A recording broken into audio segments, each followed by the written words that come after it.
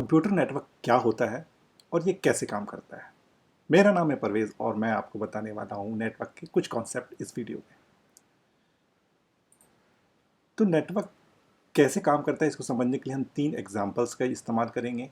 पहला एग्जांपल होगा कि कैसे आप अपने सेल फोन से कोई मैसेज, वीडियो कॉल या फिर इमेज अपने दोस्त को भेज पाते हैं। दूसरा उदाहरण होगा कि कैसे हम अपनी टीवी या लैपटॉप से कोई भी मूवी ऑनलाइन देख सकते हैं, नेटफ्लिक्स, यूट्यूब या दूसरे प्लेटफॉर्म पे। और उसके बीच में क्या नेटवर्किंग इस्तेमाल में होती है और वो कैसे होती है। तीसरा एग्जांपल हम लेंगे कि कैसे जब आप एटीएम से पैसे निकालने जाते हैं तो उस मशीन को पता रहता है कि आपका अकाउंट एक्टिव है कि नहीं या फिर आपके अकाउंट में पैसे है कि नहीं, और वो कैसे आपको ऑथराइज कर देती है पैसे निकालने के लिए। तो चलते हैं पहले एग्जांपल पे। मान लेते हैं कि आप एक लोकेशन पे हैं, जो लोकेशन है दिल्ली या मुंबई।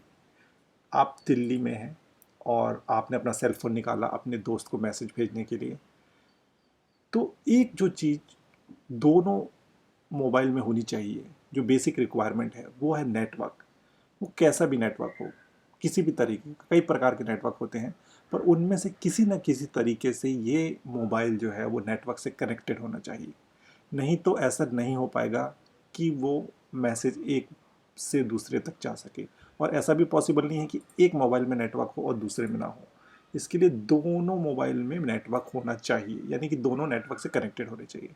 अब ये नेटवर्क किस तरीके के हो सकते हैं?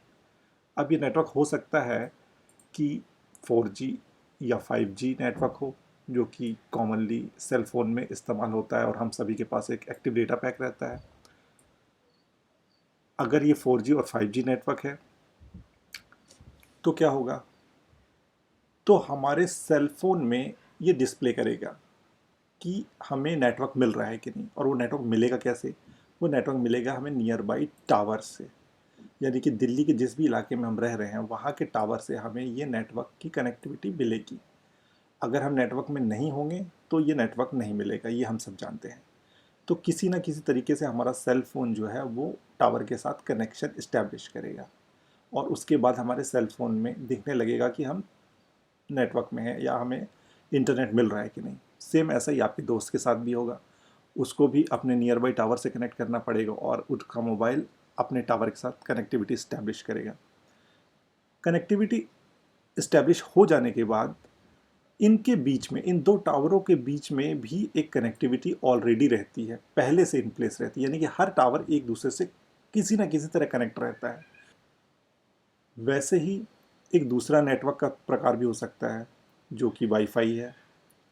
अगर आपके मोबाइल में वाईफाई है और 4G या 5G नहीं है तो भी आप व्हाट्सएप के मैसेज भेज सकते हैं, क्योंकि आपको इंटरनेट उस वाईफाई के थ्रू मिल जाएगा। अब वाईफाई में आप कैसे कनेक्ट होते हो? आप अपने वाईफाई राउटर से कनेक्शन इस्टेब्लिश करते हो। आपके वाईफाई राउटर आपके घरों में लगे रहते हैं, जिसमें एक तार निकल के कहीं तो बाहर गया होता है, राइट? तो वो तार कुल मिला के किसी ना किसी तरीके से पहुंच जाता है आपके दोस्त के मॉडेम के सर्व उस पे, वाईफाई राउटर के कनेक्शन पे। तो आपके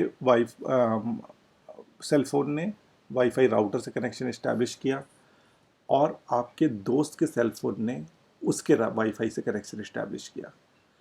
अब अगेन इन दोनों के बीच में एक कम्युनिकेशन है। तो ये जो बीच वाले कम्युनिकेशन की हम बात कर रहे हैं, बीच वाले जिस जगह की बात कर रहे हैं, दिल्ली से मुंबई के बीच में, यही जगह है नेटवर्क, कंप्यूटर नेटवर्क।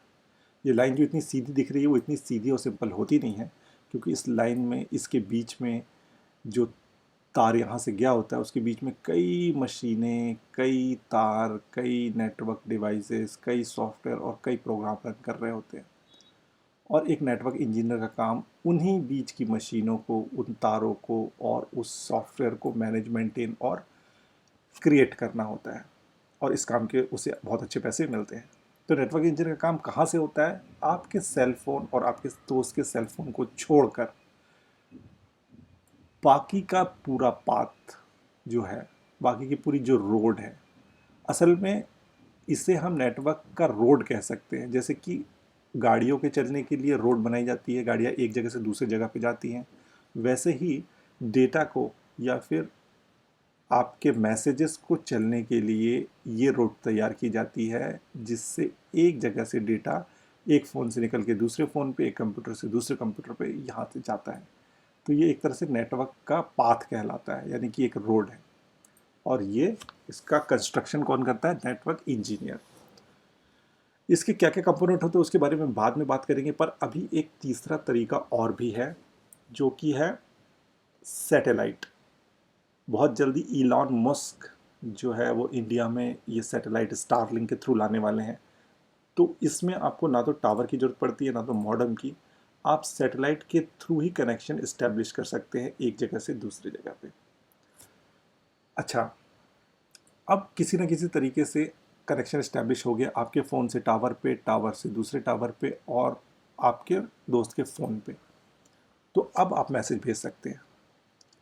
अच्छा, ये भी ज़रूरी नहीं है कि दोनों को सेम तरीके के नेटवर्क में कनेक्ट होना ज़रूरी है। हो सकता है आप सेल फोन टावर से कनेक्ट हो, आपका दोस्त सिर्फ और सिर्फ वाईफाई से राउटर से कनेक्टेड हो, तो भी ये नेटवर्क काम करेगा, क्योंकि ये यहाँ से आके इसके बीच में हमेशा एक कनेक्शन रहता है। इनफैक्ट ये तीनों के बीच में कनेक्शन रहता है। हर नेटवर्क एक ना एक तरीके से एक दूसरे से कनेक्ट होता है। तो अब क्या होगा, अब आप जब ये मैसेज भेजेंगे तो उस पाथ को ट्रेवल करते हुए ये आपके फ्रेंड के मोबाइल तक पहुंच जाएगा। तीनों में से कोई भी एक नेटवर्क कनेक्शन होना चाहिए आपके पास और कोई भी एक आपके फ्रेंड के पास, तो ये कनेक्शन काम करेगा। क्यों? क्योंकि ये तीनों एक दूसरे से किसी ना किसी तरह से इंटरकनेक्ट होते हैं, और इसीलिए हम इसको इस सिंबल से रिप्रेजेंट करते हैं, जो कि इंटरनेट का सिंबल होता है। अब चलते हैं दूसरे एग्जाम्पल पे। तो जब आप अपने लैपटॉप पे नेटफ्लिक्स पे या यूट्यूब पे कोई मूवी देखना चाहते हैं, तो आपका लैपटॉप सिंपली कनेक्टेड रहता है वाईफाई नेटवर्क से या फिर सेल फोन नेटवर्क से। और फिर जैसे ही आप उसकी एप्लीकेशन में जाके उस पर्टिकुलर मूवी को सिलेक्ट करते हैं, वो मूवी स्ट्रीम होना चालू हो जाती है। तो वो कैसे होता है? क्योंकि उसके बीच में ये लैपटॉप कनेक्शन इस्टेब्लिश करता है अपने डेटा सेंटर से, चाहे वो गूगल का डेटा सेंटर हो चाहे नेटफ्लिक्स का। और इस डेटा सेंटर में ये सारी मूवियाँ स्टोर्ड होती हैं। तो जो मूवी भी आप देखना चाहते हो वो इस डेटा सेंटर के किसी एक सर्वर में कहीं पे तो स्टोर्ड है। और चूंकि आपके और आपके सिस्टम के बीच में कनेक्शन है, डेटा सेंटर और आपके सिस्टम के बीच में, तो ये मूवी यहाँ से स्ट्रीम होना चालू हो जाती है आपके लैपटॉप तक। तीसरे एग्जांपल पे चलते हैं। आप एटीएम पहुँचे, एटीएम से पैसा निकाल लें। आपने अपना कार्ड एटीएम के अंदर डाला। जैसे ही आपने अपना कार्ड एटीएम के अंदर डाला, एटीएम ने कार्ड नंबर से फिगर आउट कर लिया कि ये कौन सा अकाउंट है। वो भी ये लोकली नहीं किया, क्योंकि इसके पास कोई जानकारी नहीं है। इसका एक कनेक्शन, इसकी एक कनेक्टिविटी है उस बैंक के सर्वर के साथ, जो कि कहीं किसी डेटा सेंटर में हो सकता है या लोकली उस बैंक के अंदर हो सकता है या जहाँ भी है। तो ये कनेक्शन इस्टेब्लिश है। तो ये क्या करता है, इस कार्ड की इंफॉर्मेशन को ट्रांसफ़र करता है अपने सर्वर पे। ये सर्वर बताता है कि हाँ, ये कार्ड है जो इस अकाउंट से लिंक्ड है और ये अकाउंट वैलिड है और एक्टिव है, इस अकाउंट में इतने पैसे हैं। तो ये बंदा एलिजिबल हो जाता है उसको विड्रॉ करने के। सिंपल ही कुछ कमांड देता है, वो कमांड एग्जीक्यूट होते हैं, पैसे पहले से रहते हैं। मगर जब तक ऑथराइजेशन इन सर्वर से नहीं जाता है या फिर ये सर्वर वैलिडेट करके नहीं बताते हैं कितना पैसा है, बाकी बैलेंस कितना है, क्योंकि ये बंदा किसी भी हज़ारों एटीएम में से किसी पे भी जा सकता है, सब पे सेम इन्फॉर्मेशन मिलेगी। अगर अकाउंट में 200 रुपये बैलेंस है तो 200 ही बताएगा हर मशीन। ऐसा नहीं होगा कि एक मशीन 200 बताए दूसरी 400। यानी कि सारी की सारी मशीनों का कनेक्शन इस सेंट्रलाइज डेटा सेंटर से होता है, जहाँ पे ये इन्फॉर्मेशन रखी होती है। तो ऐसे ये नेटवर्क का इस्तेमाल करती है हर चीज़ें। इनके बीच में पाथ कोई भी हो सकता है, कितना बड़ा भी हो सकता है, पर रहना ज़रूरी है। अगर ये नहीं होगा तो आपको नेटवर्क कनेक्शन फेल हो जाएगा और ये चीज़ें काम नहीं करेंगी। इनके बीच में जो पाथ होते हैं उनमें कई कंपोनेंट होते हैं, यानी बहुत सारे तरीके के तार होते हैं, मशीनें होती हैं, पर उन कंपोनेंट के बारे में हम दूसरे वीडियोस में बात करेंगे। पर हाँ, नेटवर्क इंजीनियर वही होता है जो अपने इस पाथ को हमेशा मेंटेन करता है और क्रिएट करता है या फिर उसकी मरम्मत करता रहता है। तो अगर आप लोग भी नेटवर्क में अपना कैरियर बनाना चाहते हैं तो आगे वाले वीडियोज़ में हम इसके बारे में डिटेल में और समझेंगे।